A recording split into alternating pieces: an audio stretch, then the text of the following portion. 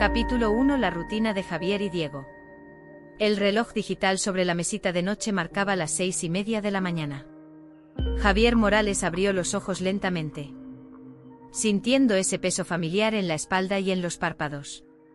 No era cansancio cualquiera, era el cansancio de quien trabaja de noche.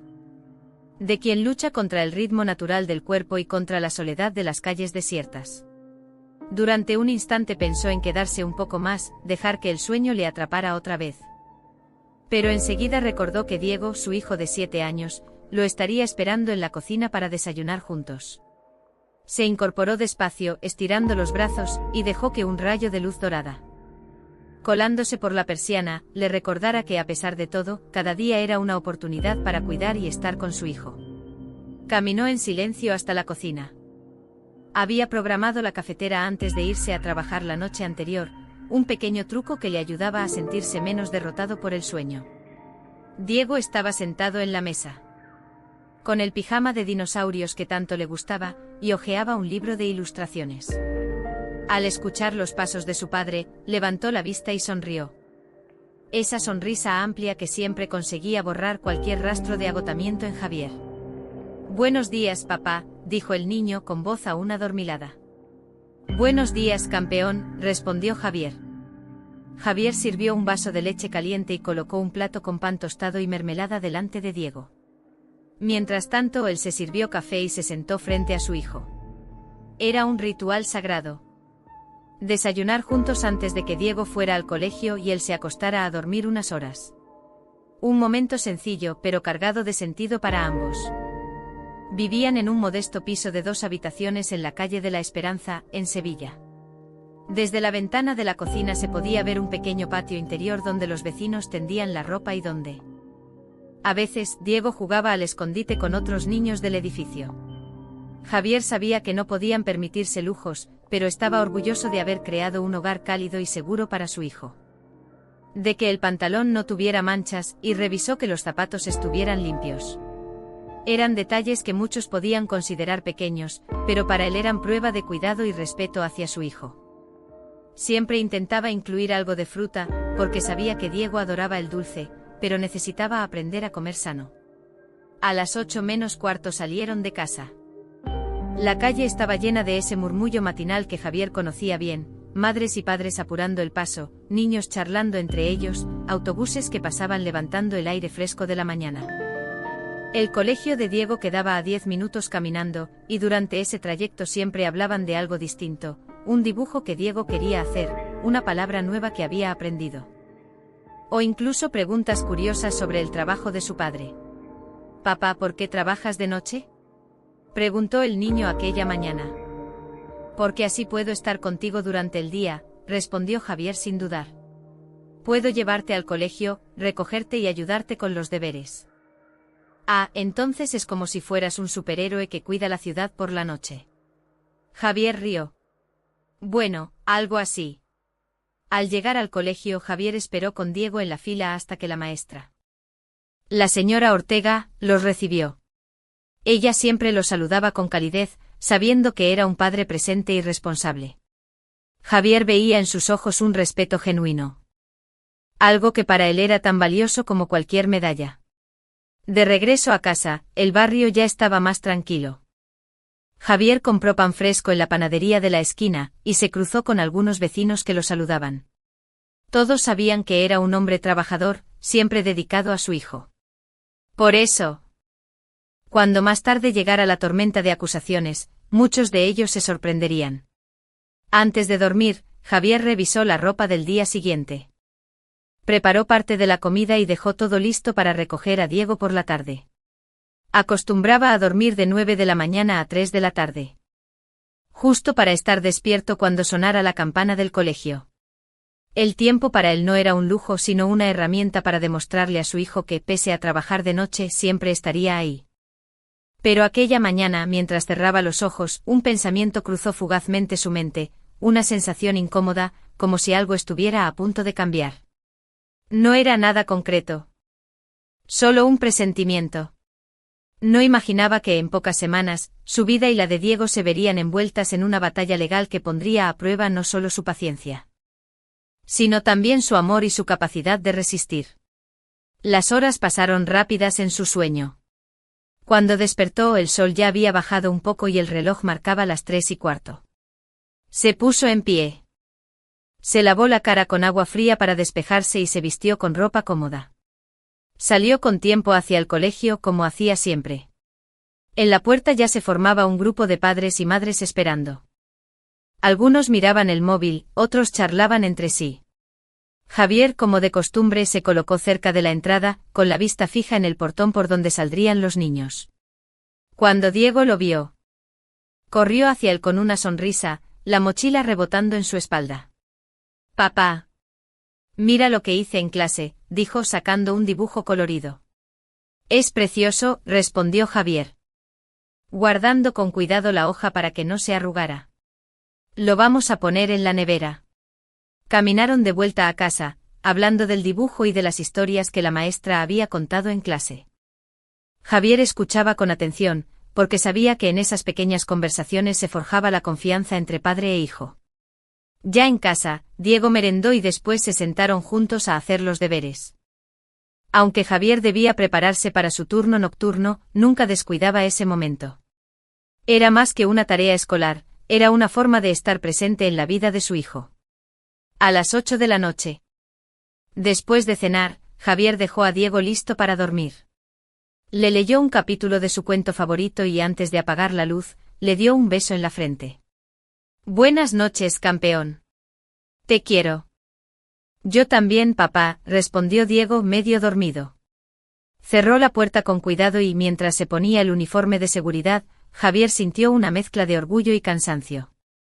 Orgullo porque, a pesar de las dificultades, había conseguido que Diego creciera sano, feliz y seguro.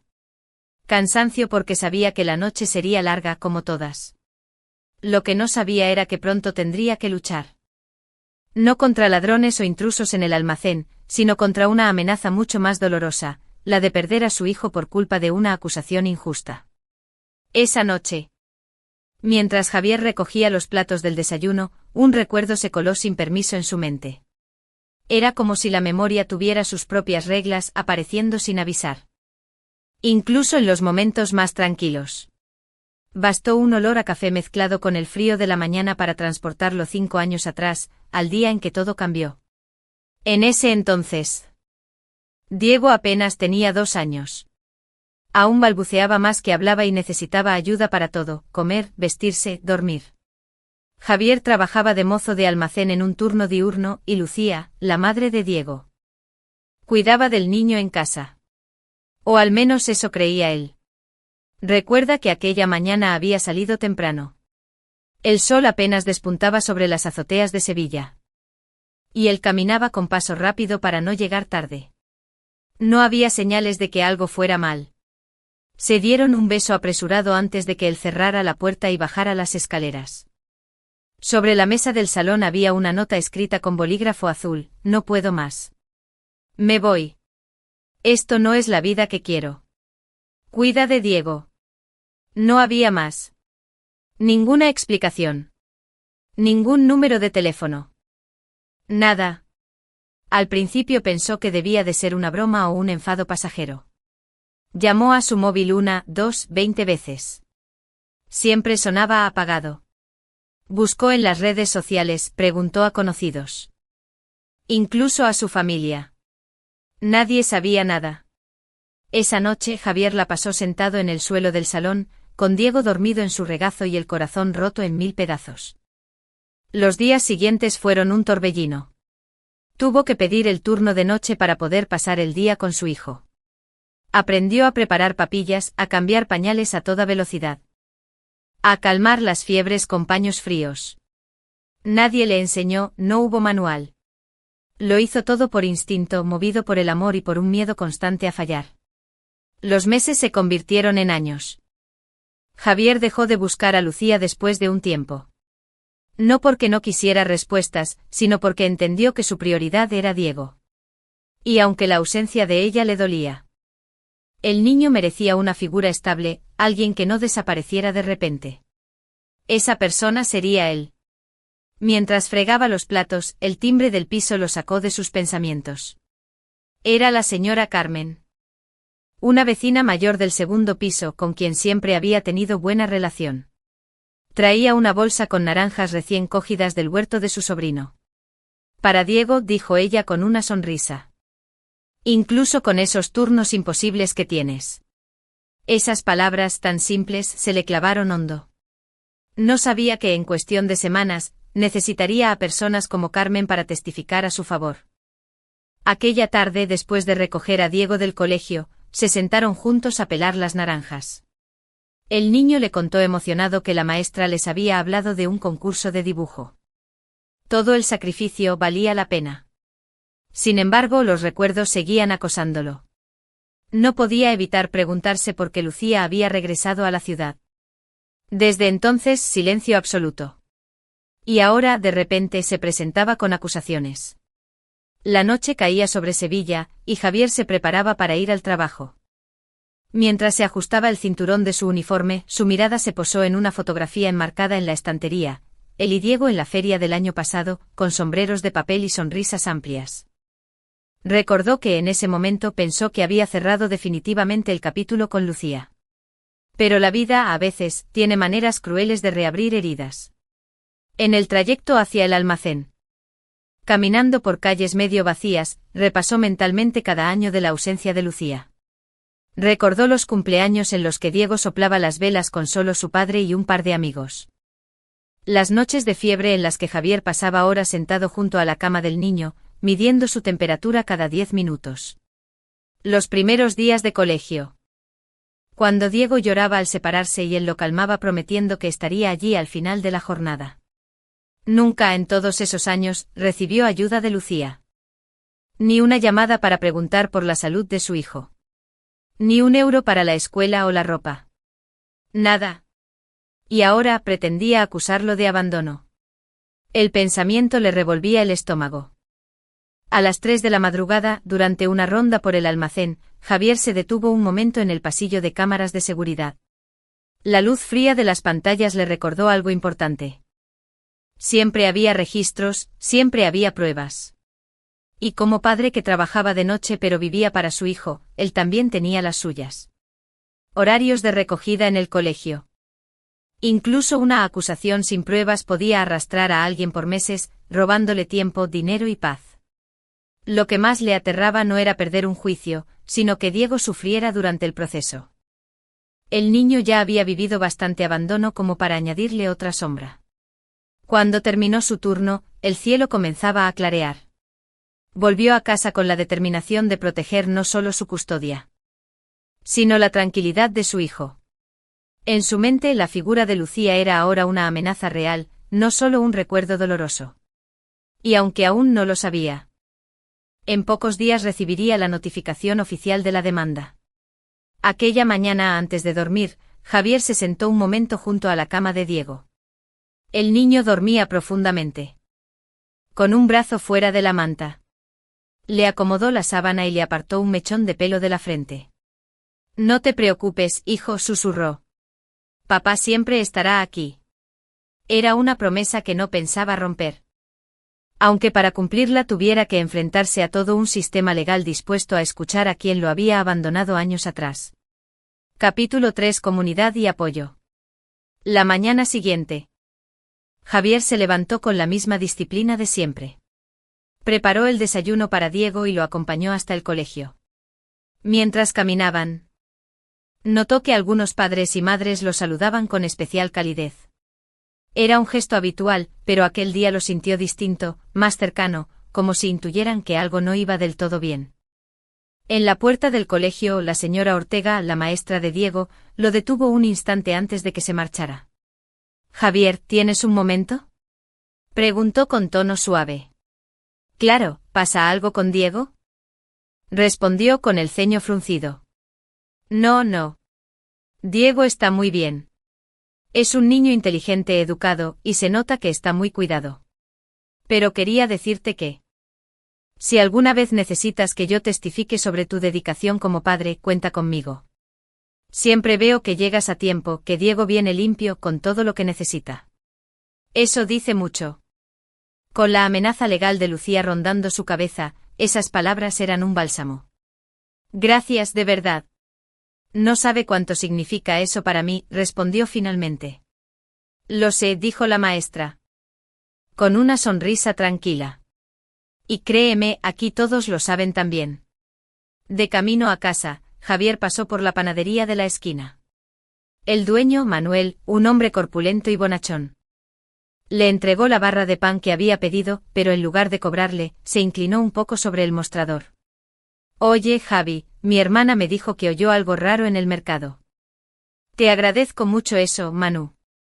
Espero que no llegue a tanto, pero si llega, lo tendré en cuenta. Llegue o no, aquí estamos. Los que te conocemos sabemos la verdad. Salió de la panadería con el pan bajo el brazo y una sensación nueva en el pecho, no estaba solo. Al llegar al edificio, la señora Carmen, su vecina del segundo piso, lo esperaba junto al ascensor. Tenía en la mano una bolsa con croquetas envueltas en papel de cocina. Para Diego, que sé que le encantan. Y escucha, Javier, no te preocupes por lo que esa mujer pueda decir. Yo he visto cómo te levantas temprano para llevarlo al cole, cómo llegas a la hora justa para recogerlo. Nadie puede negar lo que haces por tu hijo. 3 personas diferentes se habían ofrecido a respaldarlo sin que él pidiera nada. Comprendió que su constancia durante años no solo había creado una rutina segura para Diego. Javier se sentó en un banco junto a Antonio, un vecino que a veces cuidaba de Diego durante media hora cuando Javier debía atender una llamada urgente del trabajo. Me han dicho que Lucía ha vuelto, comentó Antonio sin rodeos. Sí, respondió Javier, suspirando. Y no solo ha vuelto, sino que me ha denunciado por abandonar a Diego por las noches. Antonio lo miró incrédulo. ¿Abandonar? Si eres el padre más presente que conozco. Yo mismo puedo decir que me llamas siempre para asegurarte de que Diego nunca esté solo ni un minuto. Y eso que podría ser más fácil dejarlo con cualquier vecino y ya está, pero no, tú te preocupas de verdad. Javier asintió. Sabía que no podía contar con que todos lo defendieran. Pero cada vez que alguien se ofrecía a ser testigo de su entrega como padre, la carga en sus hombros se hacía un poco más ligera. Con el paso de los días, Javier empezó a pensar que el verdadero valor de una comunidad no se mide en las fiestas ni en las reuniones, sino en esos momentos de necesidad en los que la gente muestra de qué está hecha. No eran personas ricas ni influyentes las que le ofrecían ayuda, sino panaderos, maestras, vecinos de toda la vida. Personas que lo habían visto en las mañanas frías, en las tardes de lluvia. Siempre de la mano de su hijo. La noticia de la denuncia presentada por Lucía empezó a circular de forma discreta entre los conocidos del barrio. Algunos se limitaban a comentar con discreción, otros, como la señora Ortega, Manuel o Carmen, se ofrecían abiertamente para declarar. Lo que Javier no sabía era que esta red de apoyo sería clave para desmontar las mentiras de su ex. Una noche, antes de salir hacia el trabajo, Javier recibió un mensaje de Rosa, madre de un compañero de clase de Diego. En el texto, ella le decía que había escuchado a Lucía hablar mal de él en la puerta del colegio y que estaba dispuesta a testificar sobre las veces que había visto a Javier esperar puntual a la salida. Incluso bajo la lluvia.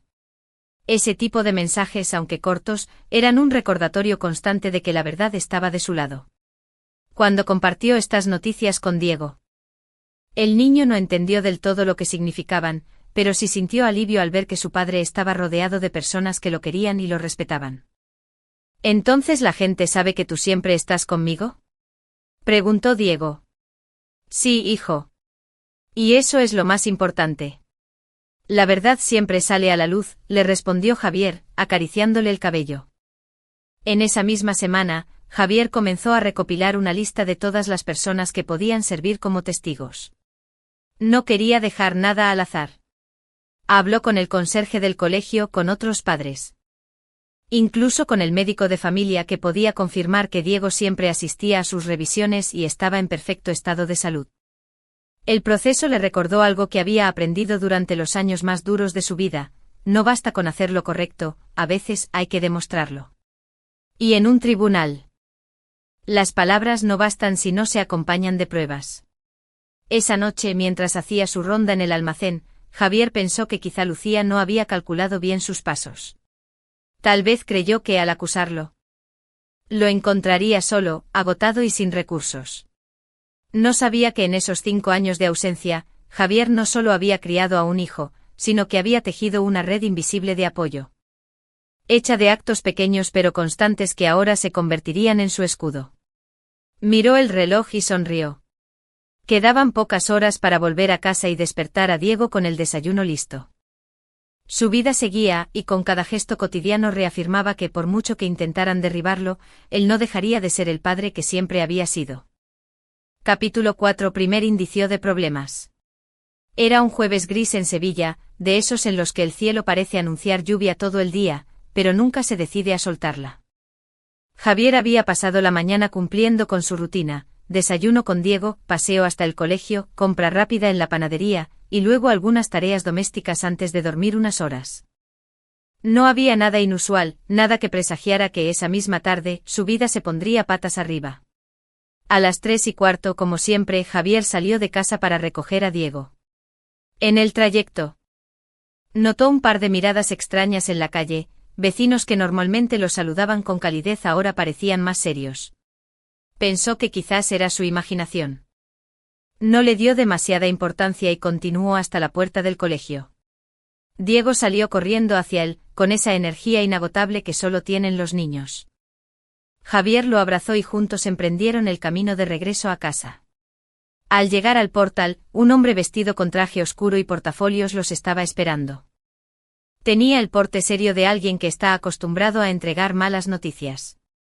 ¿Javier Morales Ruiz?, preguntó el hombre. Sí, soy yo. ¿Qué ocurre?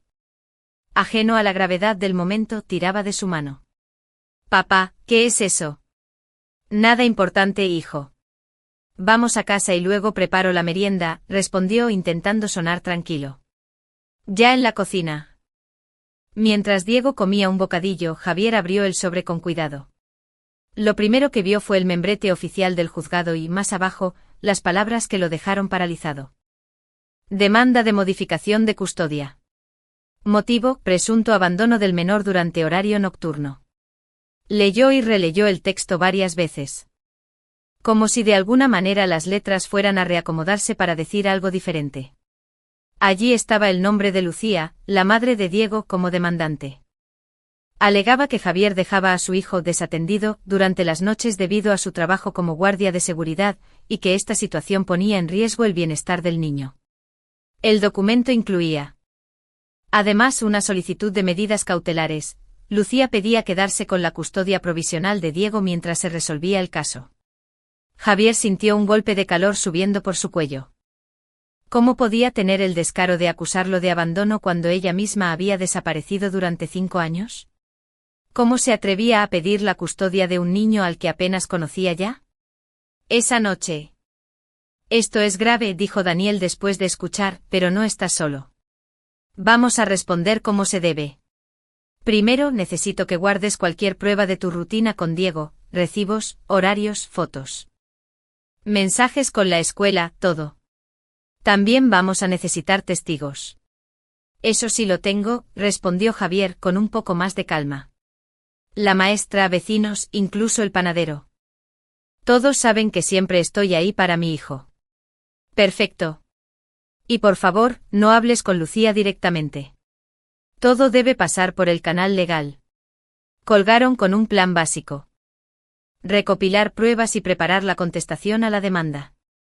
Pero Javier sabía que más allá de la estrategia, tendría que enfrentar la parte más difícil: explicarle a Diego lo que estaba pasando. Solo tengo que resolver unos papeles, hijo. Pero no te preocupes, todo estará bien. Es por mamá, dijo Diego de repente, bajando la voz. Javier lo miró sorprendido. ¿Por qué dices eso? Porque ayer vi a una señora mirándonos desde la esquina. Creo que era ella. La vi una vez en una foto. Javier sintió un escalofrío. No esperaba que Lucía se mostrara tan pronto y menos aún cerca del colegio. Aceleró el paso y trató de desviar la conversación, prometiéndose a sí mismo que hablaría con la dirección para advertirles.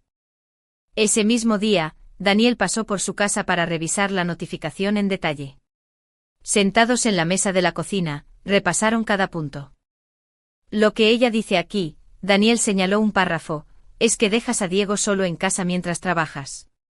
Eso es una acusación directa de negligencia. Tenemos que demostrar que es falso. Diego nunca está solo. Siempre estoy en casa con él antes y después del colegio. Y cuando trabajo él está dormido. Además el edificio tiene portero de noche. Junto con las imágenes de la cámara de seguridad. Eso mostrará que tú siempre lo recoges a la hora. Javier asintió. Sabía que tenía la verdad de su lado. Pero también sabía que en un tribunal la verdad no basta si no se prueba con hechos sólidos. Esa tarde, después de recoger a Diego, Javier pasó por la casa de la señora Carmen para contarle la situación. Ella lo escuchó con atención y luego, sin dudarlo, le puso una mano en el hombro. Yo voy a declarar, Javier. He visto con mis propios ojos cómo cuidas a tu hijo. Y si esa mujer cree que puede venir a quitarte lo que has construido, está muy equivocada. Manuel, el panadero, también se ofreció. La red de apoyo que había cultivado durante años empezaba a tomar forma como una verdadera defensa. Pero lo que más sorprendió a Javier fue la reacción de Diego. Una noche, mientras le leía un cuento antes de dormir, el niño lo interrumpió. Papá, no quiero irme con mamá. Yo quiero quedarme contigo. Javier tragó saliva. No te preocupes, hijo. Nadie va a separarnos. ¿Lo prometes? Lo prometo. Apagó la luz, pero se quedó un rato sentado junto a la cama, escuchando la respiración tranquila de Diego. En ese momento, entendió que no solo estaba defendiendo su custodia legal, estaba protegiendo el centro de todo lo que daba sentido a su vida. La notificación del juzgado había sido el primer golpe. El primer indicio de la tormenta que se avecinaba. Pero también había encendido algo en Javier, una determinación férrea de no dejar que las mentiras destruyeran lo que había construido con su hijo. Capítulo 5. La primera audiencia. El día de la primera audiencia amaneció con un cielo plomizo sobre Sevilla. Javier apenas había dormido. Entre su turno de trabajo, los nervios y el repaso mental de cada detalle de su defensa, el cansancio se le pegaba a la piel como una segunda ropa. Aún así, a las 7 de la mañana ya estaba en pie, preparando el desayuno para Diego como si fuera un día cualquiera. No quería que su hijo percibiera la tensión que lo embargaba. Le sirvió un vaso de leche caliente y tostadas con mermelada. Y se sentó frente a él, fingiendo una sonrisa. Diego, que había heredado la mirada inquisitiva de su padre, lo observó un momento. ¿Hoy tienes que ir al trabajo muy temprano?, preguntó. No. Hoy, tengo que ir a arreglar unos papeles. Pero no te preocupes, después estaré aquí para recogerte, respondió Javier, intentando mantener un tono despreocupado. Después de dejarlo en el colegio, se dirigió a casa para cambiarse. Eligió una camisa blanca bien planchada y un pantalón oscuro. Quería presentarse ante el juez con la imagen de un hombre serio, responsable y digno. Alguien que inspira confianza. A las 9 en punto, Daniel, su abogado, llegó para recogerlo. Listo para hoy, dijo Daniel, mientras se ajustaba la corbata. Recuerda. Mantén la calma en todo momento. No importa lo que ella diga, tú responde con hechos, no con emociones. El edificio del juzgado imponía con su fachada antigua y su aire solemne. Al entrar, Javier sintió el peso del lugar, el murmullo de los abogados, el eco de los pasos, el olor a papel y madera vieja. Subieron hasta la sala asignada y al cruzar la puerta, Javier la vio, Lucía. Como si quisiera demostrar que tenía la situación bajo control. Javier, en cambio, mantuvo una expresión neutra. No iba a dejar que la provocación le robara la calma. Recuerda, susurró Daniel. Ella va a intentar pintarte como un padre ausente. Nuestra estrategia es simple, pruebas sólidas y testigos clave. A las 10 en punto el juez, una mujer de rostro serio y gafas de montura fina, tomó asiento. La secretaria anunció el caso y pidió a ambas partes que se presentaran. Lucía fue la primera en hablar, describiéndose como una madre preocupada por el bienestar de su hijo. Que teme por las noches que pasa supuestamente solo. El menor vive en un entorno inadecuado durante las horas nocturnas, declaró Lucía con voz firme. El señor Morales trabaja de noche y deja al niño desatendido. Esto, sumado a la falta de supervisión constante, podría afectar su desarrollo emocional. Javier escuchaba sin mover un músculo. Por dentro cada palabra era como un golpe, pero no iba a interrumpir. Sabía que su turno llegaría. Cuando el juez le cedió la palabra, Daniel se levantó con calma y comenzó su exposición. Señoría, lo que mi cliente hace es precisamente lo contrario de lo que se le acusa. El señor Morales ha criado a su hijo desde que la demandante lo abandonó hace más de 5 años. Asumiendo en solitario todas las responsabilidades económicas, educativas, sanitarias y emocionales. Durante su turno nocturno, el menor se encuentra seguro en casa, dormido. Y el padre regresa antes de que amanezca. Nunca ha habido incidentes ni reportes de negligencia por parte de ninguna autoridad o institución educativa.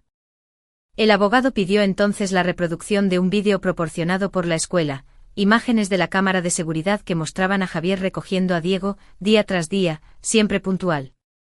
Siempre con el niño limpio y bien vestido. Lucía evitó mirar la pantalla. Luego se presentó una carta de la maestra Ortega, donde detallaba la atención y cuidado que Javier dedicaba a su hijo.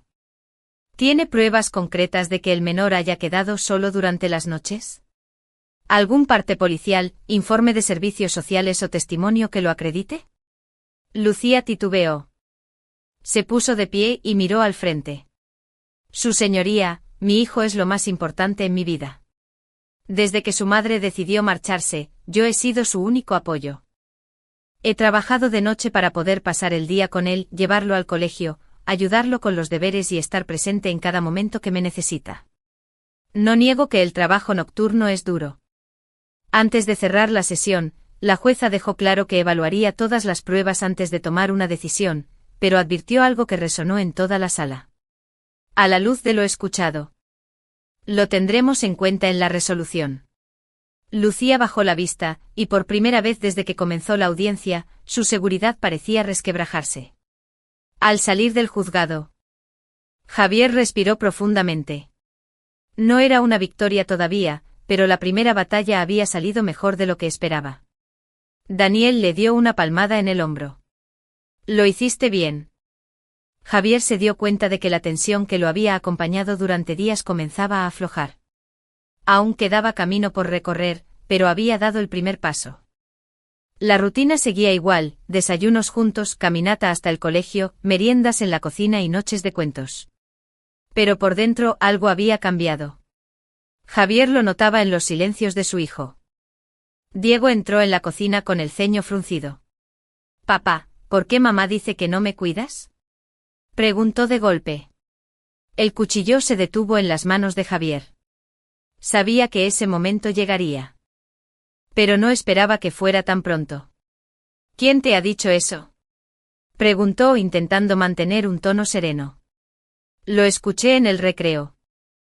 Clara dijo que su madre oyó a una señora en la puerta del cole diciendo que yo estaría mejor con mi mamá porque tú trabajas de noche. Javier suspiró y dejó el cuchillo a un lado. Se agachó para quedar a la altura de los ojos de su hijo. Mira, Diego, hay cosas que los adultos dicen que no siempre son verdad. Yo siempre estoy contigo, y eso es lo que importa. Trabajo de noche para poder estar contigo durante el día. Lo que diga la gente no cambia lo que hacemos tú y yo juntos. Pero, ¿ella quiere que me vaya a vivir con ella? Eso es algo que ella ha pedido, sí. Pero lo más importante es que tú estés bien y que no tengas que preocuparte por estas cosas. Diego asintió aunque la inquietud no desapareció de sus ojos. Bajo un sol enorme con la palabra siempre juntos escrita en letras torcidas. Javier sintió un nudo en la garganta. Guardó el dibujo en el bolsillo interior de su chaqueta. Como un recordatorio silencioso de por qué estaba luchando. En los días siguientes, la tensión empezó a manifestarse de otras formas. La maestra Ortega lo llamó para decirle que Diego estaba más distraído en clase y que a veces se quedaba callado en medio de una actividad. No era nada grave, pero se notaba que algo le preocupaba. Javier agradeció su observación y decidió actuar. Empezó a dedicar aún más tiempo a hablar con su hijo, no solo de la situación, sino de cualquier cosa que lo hiciera sonreír, sus dibujos. Los partidos de fútbol, las historias que inventaban juntos antes de dormir. Una tarde después del colegio, Javier llevó a Diego al parque. Querían tomar aire y olvidarse un rato de todo. Allí se encontraron con Antonio, el vecino, que estaba paseando a su perro. Antonio se agachó para saludar al niño y luego miró a Javier. Se le ve pensativo, comentó en voz baja. Sí, está sintiendo la presión, respondió Javier. Y eso es lo que más me duele. Diego, ajeno a la conversación, corría detrás de una pelota. Javier lo observó y se prometió que, por las noches durante su turno de guardia, se encontraba repasando mentalmente todo lo ocurrido, temiendo que cualquier palabra malinterpretada pudiera volverse en su contra. Pero siempre volvía a lo mismo, la mirada de su hijo, su confianza inquebrantable, era la razón para seguir. Una noche, durante su descanso en el trabajo, llamó a Daniel, su abogado. No me preocupa perder la custodia, Daniel. Me preocupa que este proceso deje marcas en Diego. No quiero que viva con miedo a que lo separen de mí. Lo sé, Javi. Y por eso vamos a pedir que el juez considere el bienestar emocional del menor como prioridad. Vamos a presentar también informes de la escuela para demostrar que cualquier cambio drástico podría afectarlo más. Javier colgó sintiéndose un poco más tranquilo. Saber que su defensa también incluía proteger el estado emocional de su hijo era un alivio. El domingo por la tarde, Javier decidió organizar algo especial. Preparó una pequeña merienda en el balcón de su piso, chocolate caliente, galletas y una manta para resguardarse del fresco. Desde allí podían ver las luces de la calle encendiéndose poco a poco. Porque las familias no se rompen por papeles o por palabras. Se mantienen por lo que hacemos cada día. Diego lo abrazó con fuerza, y durante un rato no dijeron nada más. El silencio no era incómodo. Era un pacto silencioso, una promesa sellada con un gesto. Poco a poco Javier notó que aunque la preocupación seguía, Diego empezaba a recuperar parte de su alegría.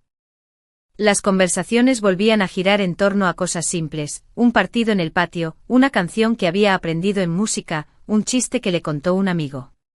Para Javier, esos pequeños detalles eran señales de que su hijo estaba resistiendo, igual que él. No obstante, sabía que el camino legal aún sería largo. Y que tendría que seguir cuidando no solo del bienestar físico de Diego, sino también de su corazón. Esa misma noche, antes de salir hacia el trabajo, Javier sacó el dibujo de Siempre Juntos de su chaqueta y lo colocó en la puerta del frigorífico. Quería que Diego lo viera cada día, como un recordatorio de que esa promesa seguía en pie. Cerró la puerta del piso con cuidado, echó una última mirada al hogar tranquilo que había construido, mientras descendía por las escaleras. Pensó que tal vez la mejor defensa no estaba solo en las pruebas y testigos que presentarían, sino en demostrar, día tras día, que lo que tenían él y su hijo no lo podía romper ninguna acusación. Capítulo 7. Búsqueda de pruebas. La mañana después de la conversación con la maestra Ortega, Javier despertó con un objetivo claro: no dejar ni un cabo suelto en su defensa. Sabía que la verdad estaba de su lado, pero también entendía que en un tribunal, la verdad necesitaba ser respaldada por pruebas concretas, documentos y testimonios sólidos. A las 8. Después de dejar a Diego en el colegio, se reunió con Daniel en una pequeña cafetería cerca del centro. El abogado ya lo esperaba con un café y un sobre lleno de notas. Tenemos que ser meticulosos, dijo Daniel en cuanto Javier se sentó. No podemos dejar que esto se convierta en una guerra de él dijo, ella dijo. Necesitamos pruebas tangibles que muestren tu rutina y tu compromiso como padre. Javier asintió. ¿Por dónde empezamos? Por lo básico, respondió Daniel. Registro de entradas y salidas del colegio. Carta oficial de la maestra, declaraciones de vecinos y comerciantes que te ven a diario, y cualquier recibo o documento que muestre que cubres todas las necesidades de Diego: alimentación, salud, educación. El primer paso fue ir al colegio. La directora, la señora Martínez, los recibió en su despacho, un espacio pequeño pero lleno de carpetas. Fotografías de eventos escolares y plantas en las ventanas. Señor Morales, la maestra Ortega ya me comentó su situación, dijo la directora con tono firme pero amable. Y quiero que sepa que aquí tenemos muy claro quién es usted como padre. No tengo inconveniente en facilitar los registros de asistencia y entrega de alumnos. Sino que parecía indignada con las acusaciones de Lucía. Le agradezco mucho de verdad, respondió Javier. Esto significa más de lo que imagina. Después se dirigieron a la panadería de Manuel. No voy a permitir que manchen tu nombre, dijo Manuel. Eres de los pocos que todavía saludan y preguntan cómo está uno, aunque tengas prisa. Eso dice mucho de ti. Fiestas del barrio, jornadas en el parque, incluso una imagen de Javier recogiendo a Diego bajo la lluvia, ambos cubiertos con un único paraguas. Yo no soy fotógrafa. Sonrió al ver las fotos. Esto vale oro, Javier. Las imágenes tienen un poder que las palabras no siempre logran. La búsqueda de pruebas continuó en el centro de salud del barrio. Allí. La doctora que atendía a Diego confirmó por escrito que el niño asistía a todas sus revisiones y vacunas, siempre acompañado por su padre. Cada nuevo documento era una pieza que encajaba en un rompecabezas que desmontaba la versión de Lucía. Para Javier, cada testimonio era un recordatorio de que no estaba solo. Sin embargo, había un punto clave que Daniel quería reforzar, demostrar que aunque Javier trabajaba de noche, Diego nunca quedaba desatendido. Necesitamos algo que pruebe que durante tu turno.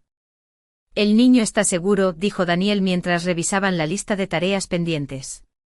Podemos hablar con el portero del edificio, sugirió Javier. Él sabe que siempre dejo todo listo antes de irme. Y que puede llamarme si pasa cualquier cosa. Perfecto. Y también sería útil que el encargado de seguridad del almacén confirme que trabajas a pocos minutos de tu casa y que tienes permiso para salir si surge una emergencia familiar. Esa misma tarde. Javier habló con el portero, don Ernesto, un hombre mayor que conocía a Diego desde bebé. Ernesto no dudó en redactar una declaración en la que explicaba cómo Javier siempre le avisaba antes de ir a trabajar y dejaba un teléfono disponible para cualquier imprevisto. Y que quede claro, añadió Ernesto mientras firmaba, nunca he tenido que llamarlo por una emergencia. Eso significa que todo está bien en casa. El último paso fue ir al almacén donde trabajaba Javier. Su supervisor, un hombre serio pero justo llamado Ricardo, aceptó firmar un documento confirmando que Javier trabajaba a solo 10 minutos de su domicilio y que tenía autorización para salir en caso de urgencia familiar. Además, añadió Ricardo, es uno de los trabajadores más responsables que tengo. No se mete en problemas y siempre cumple con su turno. Al final de la semana, Javier y Daniel tenían un dossier completo. Fotografías de eventos comunitarios. Certificado médico del centro de salud. Declaración del supervisor del trabajo. Daniel hojeó el expediente con satisfacción. Con esto, Javier se sentó en la mesa de la cocina, con el dossier frente a él. Diego dibujaba en silencio a su lado. En un momento el niño miró el montón de papeles y preguntó: ¿Todo eso es para que yo me quede contigo? Sí, hijo, respondió Javier con una sonrisa. Pero más que para que te quedes, es para que todos sepan lo que ya sabemos tú y yo, que estamos bien juntos. Diego asintió y sin decir nada más, volvió a su dibujo. Cuando lo terminó, se lo entregó a su padre. Era una casa pequeña con dos figuras, él y Javier, bajo un cielo azul. Es nuestro hogar, dijo el niño. Javier guardó el dibujo junto con el resto de documentos. No porque fuera una prueba para el tribunal, sino porque era el símbolo más puro de todo lo que estaba defendiendo. Capítulo 8. Preparando la defensa. Era sábado por la mañana y Sevilla amanecía con un sol tímido que se filtraba entre las persianas. Javier estaba en la cocina preparando café cuando sonó el timbre. Era Daniel, puntual como siempre, con una carpeta azul bajo el brazo y una mirada de determinación. Buenos días, Javi. Hoy vamos a trabajar duro, dijo mientras entraba. Perfecto, tengo todo el día, respondió Javier, cerrando la puerta. Se sentaron en la mesa del comedor, que Javier había despejado por completo. Sobre la superficie colocaron todos los documentos recopilados en la semana, declaraciones de testigos, certificados médicos, registros escolares, fotografías y cartas de apoyo.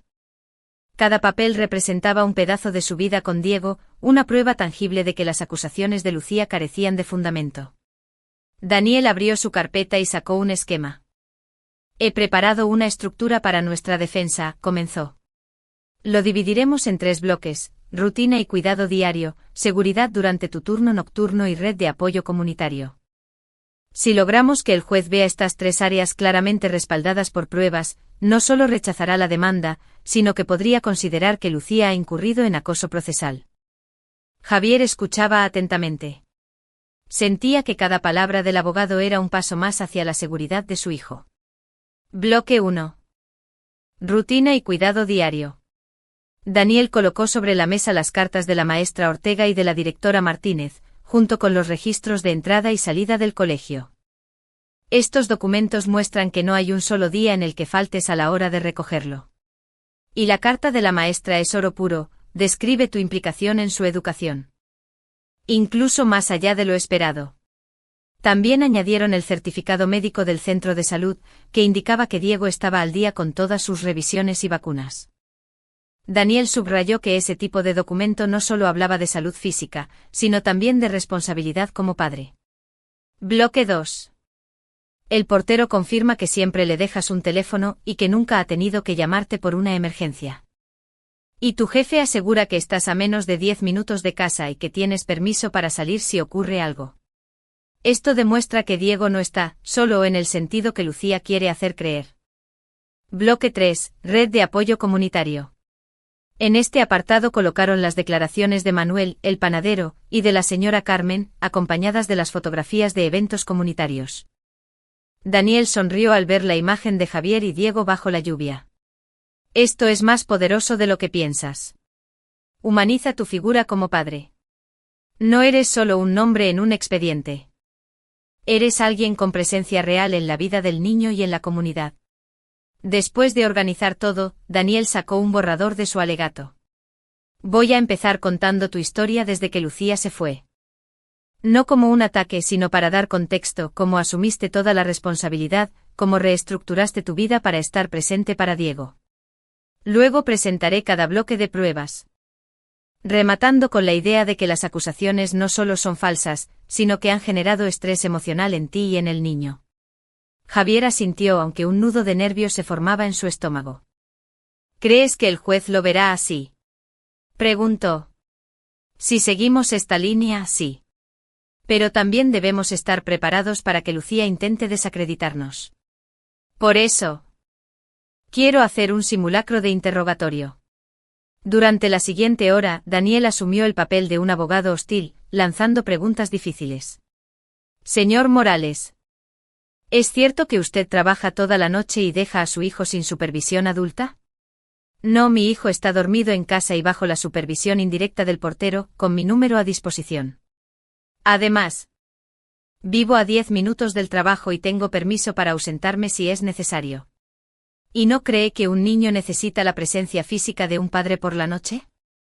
Creo que un niño necesita un padre presente en todos los aspectos importantes de su vida, y yo lo estoy. Trabajo de noche precisamente para estar con él durante el día, lo llevo al colegio. Lo recojo, preparo sus comidas, ayudo con los deberes y paso tiempo de calidad juntos. ¿Por qué no permitió que la madre retomara la custodia cuando volvió? Porque mi prioridad es la estabilidad de mi hijo. Durante 5 años, ella estuvo ausente. Cambiar su entorno de manera repentina podría afectarlo gravemente. Daniel interrumpió y sonrió. Perfecto. Javi. Esa es la seguridad que quiero que transmitas el día de la audiencia. Tras el simulacro, se tomaron un descanso. Javier preparó café y sacó unas galletas. Mientras comían, no pudo evitar pensar en lo irónico que resultaba. Él, un hombre que había pasado años simplemente cuidando de su hijo, ahora tenía que probar que lo hacía. A veces pienso que si no fuera por Diego, habría dejado todo y me habría ido, confesó Javier. Y eso es precisamente lo que te diferencia, respondió Daniel. No te fuiste. Te quedaste. Y esa es la historia que vamos a contar. Por la tarde revisaron el calendario. La audiencia final estaba programada para dentro de 2 semanas. Si ella confirma que Diego está emocionalmente estable y que un cambio de custodia sería perjudicial, será un golpe definitivo a la petición de Lucía. Javier aceptó de inmediato. Al día siguiente pediría una cita. Cuando Daniel se marchó, la mesa quedó llena de papeles cuidadosamente organizados. Javier los observó en silencio. Para cualquiera podían ser simples documentos. Para él, eran capítulos de su vida con Diego, madrugones, meriendas, tardes de parque, citas médicas, conversaciones antes de dormir. Esa noche antes de ir al trabajo. Pasó por la habitación de su hijo. Diego dormía profundamente abrazando su peluche favorito. Javier se inclinó y le dio un beso en la frente. Te prometo que todo esto vale la pena, susurró. Salió al pasillo con paso firme. Sabía que las próximas semanas serían intensas, pero también sabía que estaba más preparado que nunca. Tenía a Daniel, tenía las pruebas. Tenía a la comunidad, y sobre todo, tenía una verdad que no necesitaba adornos para imponerse. Capítulo 9. Testimonio de la maestra. El día de la segunda audiencia amaneció con un frío inusual para Sevilla. Javier se levantó antes de que sonara el despertador. Apenas había dormido. Pero se sentía extrañamente lúcido. Sabía que hoy sería un día crucial. La maestra Ortega, una de las personas que mejor conocía la rutina de Diego, iba a declarar. Mientras preparaba el desayuno, Diego lo miraba con curiosidad. ¿Hoy también vas al juzgado?, preguntó. Sí, hijo. Pero no te preocupes, todo va bien. Hoy va a hablar alguien que te quiere mucho y que sabe la verdad. ¿La señora Ortega? Exacto, respondió Javier sonriendo. Dejó a Diego en el colegio como cada mañana, y se dirigió directamente al juzgado, donde ya lo esperaba Daniel con una carpeta bajo el brazo. Hoy tenemos una baza muy fuerte, Javi, dijo el abogado.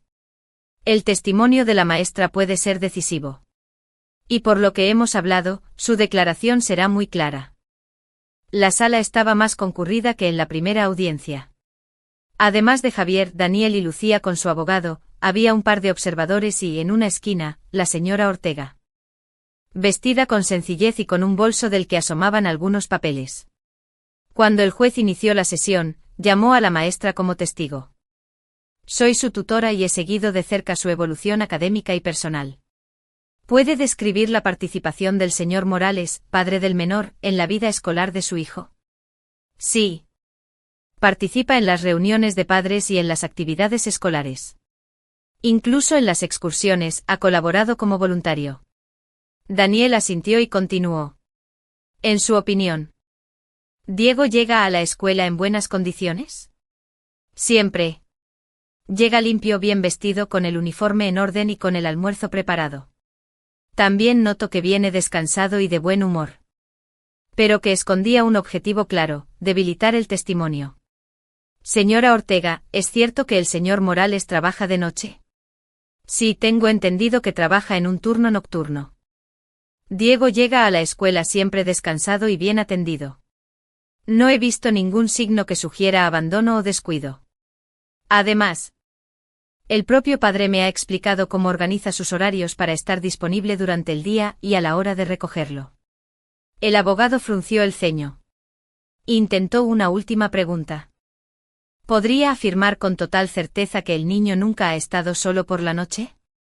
No puedo afirmar lo que no presencio, pero sí puedo asegurar que los resultados visibles, su salud, su estado de ánimo, su puntualidad, no coinciden con un escenario de abandono. Como maestra, puedo decir que es un niño bien cuidado y feliz. Lucía, desde su asiento, miraba con una mezcla de incomodidad y frustración. Javier, en cambio, sentía como una parte de la tensión acumulada se disolvía con cada palabra de la maestra. El juez agradeció el testimonio y permitió que Ortega se retirara.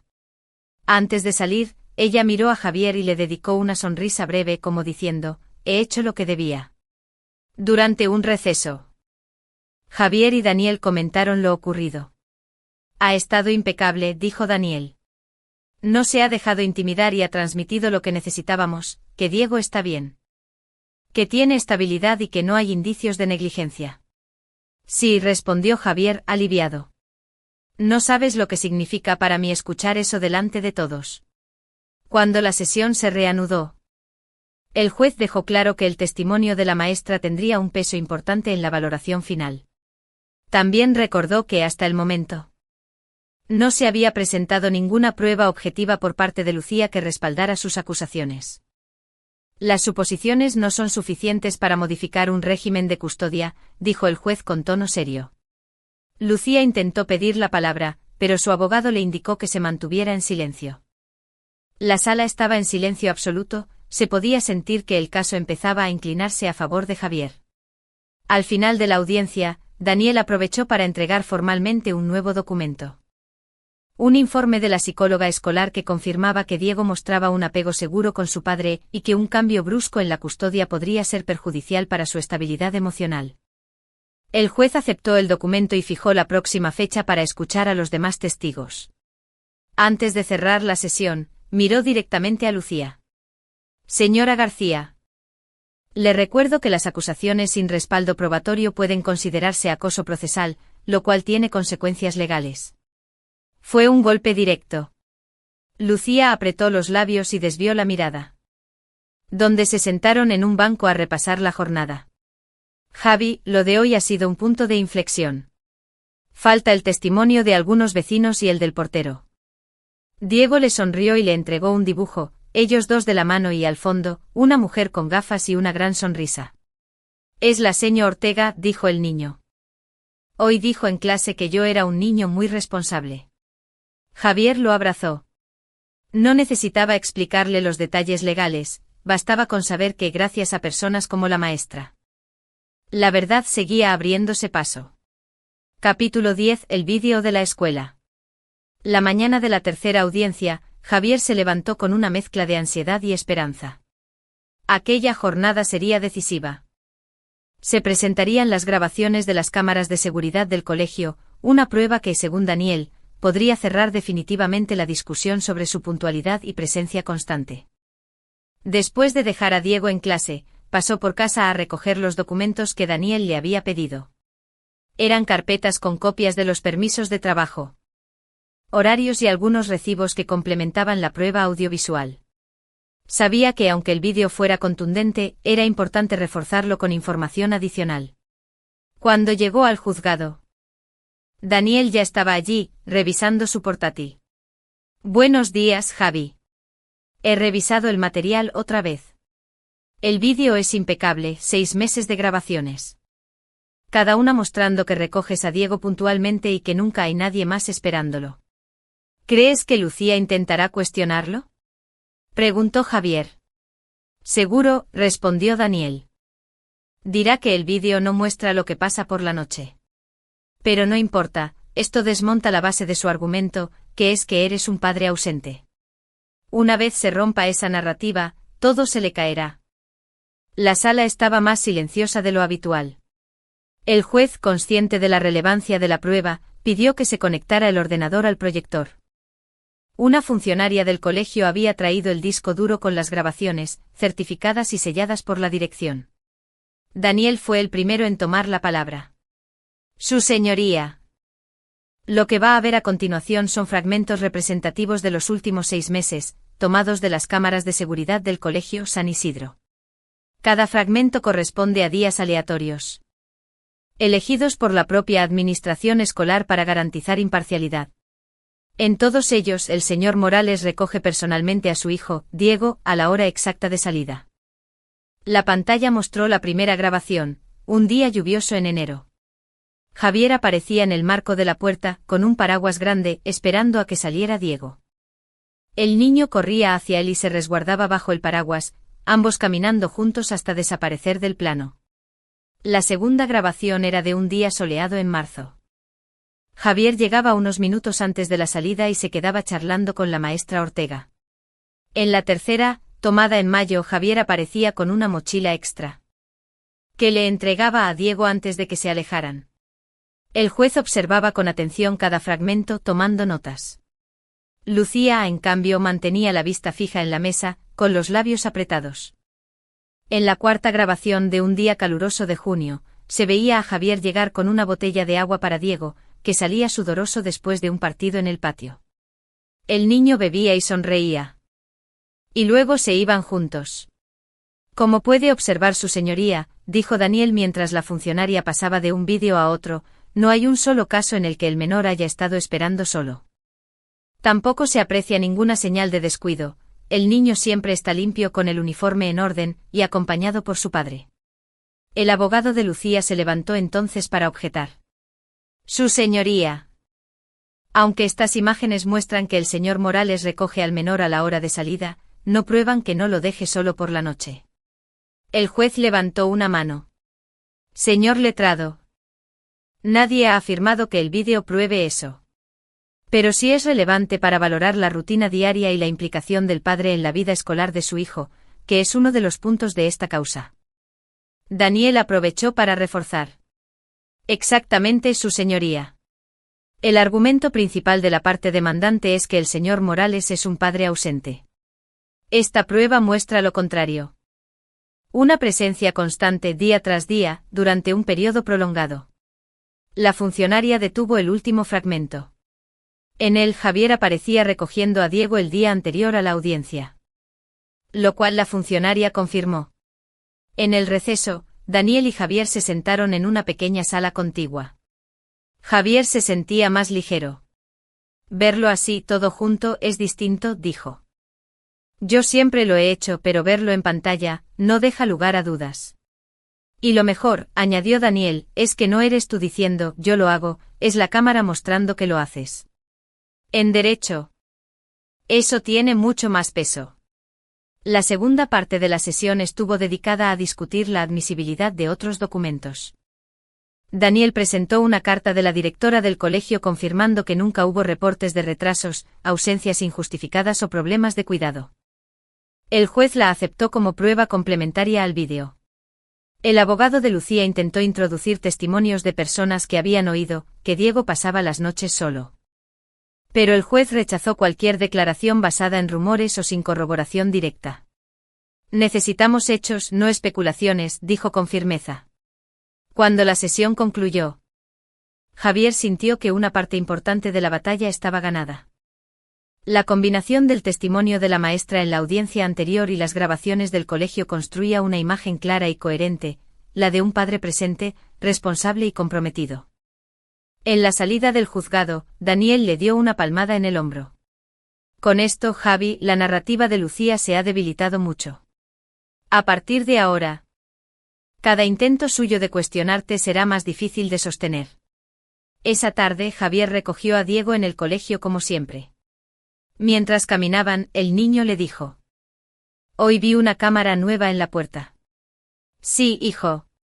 Y esas cámaras son las que han mostrado que siempre estoy aquí para ti. Entonces ya saben que no me dejas solo. Sí, respondió Javier sonriendo. Y eso es lo más importante.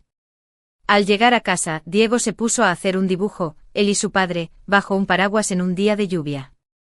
Javier lo observó y pensó que, de alguna forma, ese dibujo era la mejor prueba de todas.